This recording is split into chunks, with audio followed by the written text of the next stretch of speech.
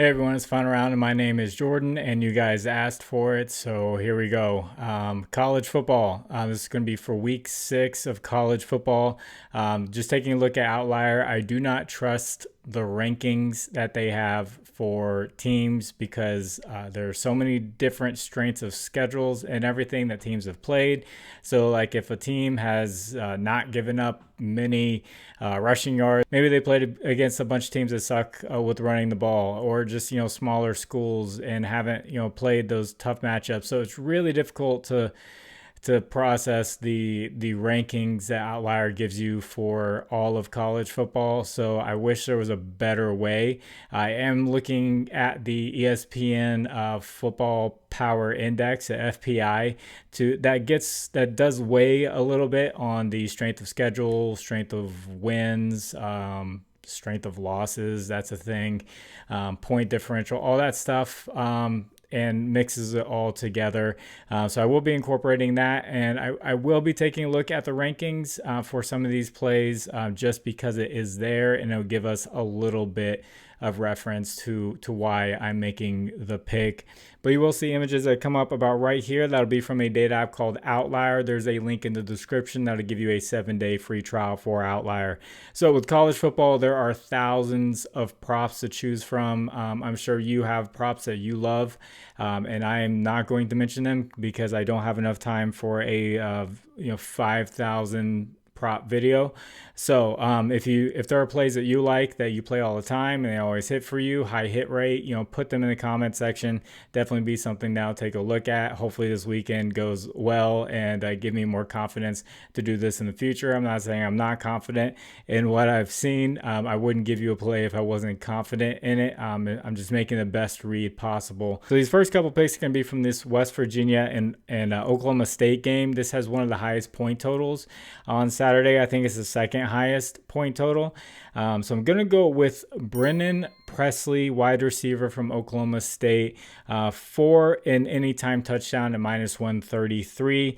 He had a touchdown 4 out of 5 games this season, and he had one against West Virginia last season. Presley is getting 28% of the target share, so number 1 wide receiver for the team. And Oklahoma State throws the ball 60% of the times. Presley in the red zone is getting 32% of the red zone targets, so almost 1/3 of the targets are coming his way. And I know I said I don't like the rankings. There are 134 D1 schools, but West Virginia is giving up the 108th most touchdowns in all of college football. I think that does hold some weight there throughout all of college football. Didn't play against a bunch of top 10 ranked teams through the first part of the schedule for them. So 108th ranked is pretty bad. So high scoring game, supposed to be high scoring game here.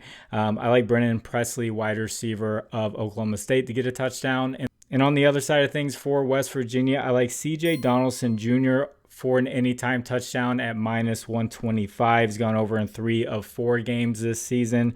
He had 1 versus Oklahoma State last season, and 10 out of 12 games last season he had a touchdown. He handles 35% of the carries, and West Virginia runs the ball 53% of the time. Pretty balanced attack. And in the red zone, he gets 41% of the carries. I looked, he's a 6'2", 238-pound running back. He is built for those goal line carries and getting those touchdowns. And with the rankings and touchdowns given up, Oklahoma State's given up the 71st most touchdowns in college football. So on the bottom half of the league, just there right at the bottom half of the league for giving up touchdowns. So it should be a high scoring game.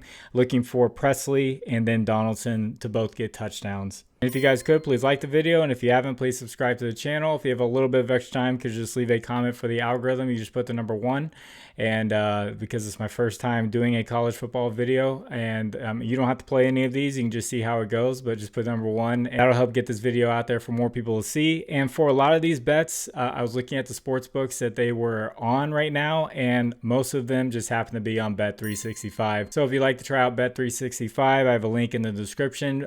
Bet just $5. They'll give you $200 back in bonus bets.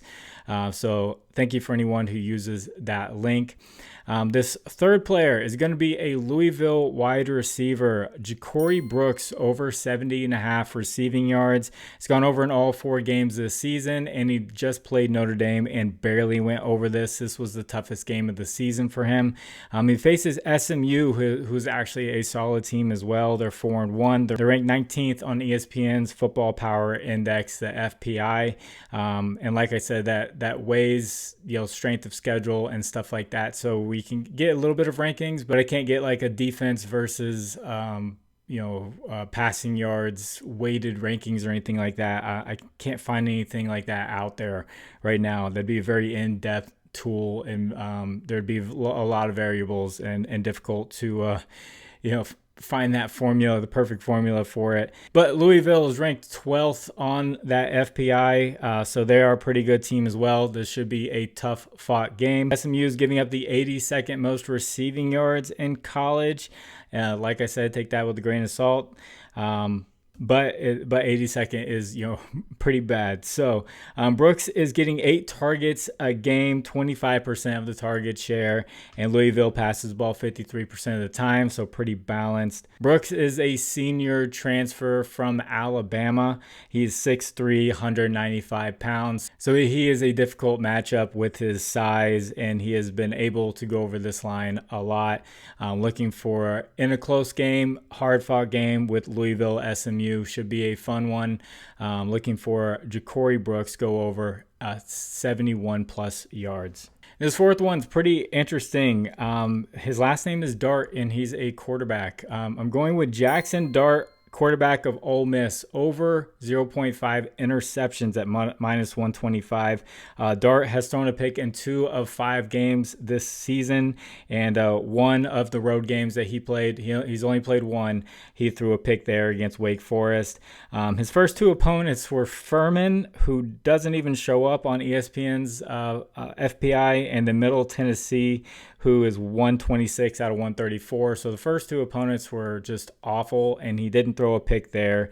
He threw an interception against Wake Forest, who is 88th, and then Georgia Southern, who is 82nd. Still two not very good opponents. And then he just played Kentucky, who is a pretty good team, 23rd on that FPI, and that was at home, and he did not throw an interception. But now he's going on the road to South Carolina, which is a tough environment to play in. And one thing I really like about South Carolina is with these rankings, this one I think holds a lot of weight, is they have the 11th most interceptions in all of college football. So, yeah, that's not something you can just accidentally do. I guess you could play a lot of bad teams, and they're just throwing up, ducks to you for you to catch them. But still, 11th most is pretty impressive. So, Jackson Dart on the road last season threw an interception in 4 out of 5 road games. So, this will be his second road game of the year. Tough environment. I do like for him to throw a pick there in Columbia, South Carolina, for minus 125. This fifth pick, it's all the rave right now. Everyone's loving this guy. Ryan Williams, wide receiver of Alabama, over 28.5 yards for his longest reception at minus 115. He's playing Vanderbilt, who on the Football Power Index is ranked 57th, so they aren't amazing. They aren't terrible. They're just kind of right there in the middle, but this is Alabama we're talking about. Williams gone over this mark in all 4 games this season, and he is just primed for another explosive play against Vanderbilt here, who are giving up the 72nd most receiving yards to the team. So it's not like they're locked down or anything like that, which I looked at his red zone targets, so getting within 20 yards, and he doesn't have many at all because he is scoring from so far out. So they're not even getting red zone chances, which is good because we don't even want them in the red zone for him to get a 29-yard plus pass. This can be outside the red zone and potentially a touchdown. So I do like him for over an anytime touchdown at minus 133. He's had one in every game as well. And like I said, red zone targets are scarce because he's just catching them and scoring them from outside of the red zone. Just in general, Alabama is scoring from outside of the red zone. So Against Vanderbilt, I like him to have a very good game. And before I get into this last one, I want to shout out my partners, Underdog Fantasy, Sleeper, ParlayPlay, and ChalkBoard. Use promo code FINDAROUND11 on any of these. They'll match your first deposit up to $100. There are links in the description that'll take you straight there with the promo code. And thank you to anyone who uses those. This last one, gonna go with, I gotta be a little biased with my first college football video. Jeremiah Smith of the Ohio State University wide receiver, over 0.5 anytime touchdowns at plus 105. He's gone over in all 4 games this season. They're playing Iowa, who Iowa usually plays Ohio State pretty tough.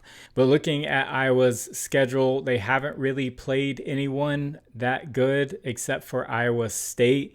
And Iowa State had one wide receiver get 133 yards and a touchdown, and they had a second wide receiver get 68 yards and a touchdown. So they didn't have any problems throwing on Iowa. So that means Jeremiah Smith and most likely Mecca Ibuka, who probably would have been a first-round pick or early second-round pick in last year's draft, but decided to stay for another year. Probably going to have a good day here against Iowa. One thing I do like about Jeremiah Smith is they will give like end arounds for him to run it in for an anytime touchdown. He's definitely been getting the targets from outside the red zone and getting a ton of touchdowns. So with Ryan Williams and Jeremiah Smith, true freshman phenoms right now, I like for both of them to have good days with touchdowns. So that is 7 different picks. There were a lot more that I was looking at. There's this guy from Boise State, this running back. His line is like 188 rushing yards.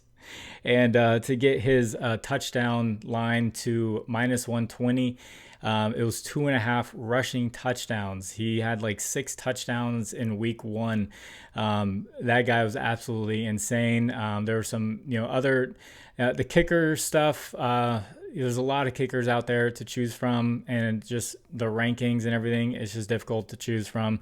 So I stayed away from a lot of that. And then, the quarterbacks that throw for a ton, their lines are up there in like the 340s. Like they're very high, very high. So, this is what I'm going to stick with for right now. And if you'd like to discuss lines further, I have a Discord. Link is in the description. You can hop on in there, talk about NFL, talk about WNBA, talk about NBA. It's coming up, all that good stuff. It's free. You can just hop on in there. And if you decide to tail any of these, good luck. I hope you win a ton of money. And God bless you. It's Final Round. My name is Jordan. I will catch you on the next one. Bye.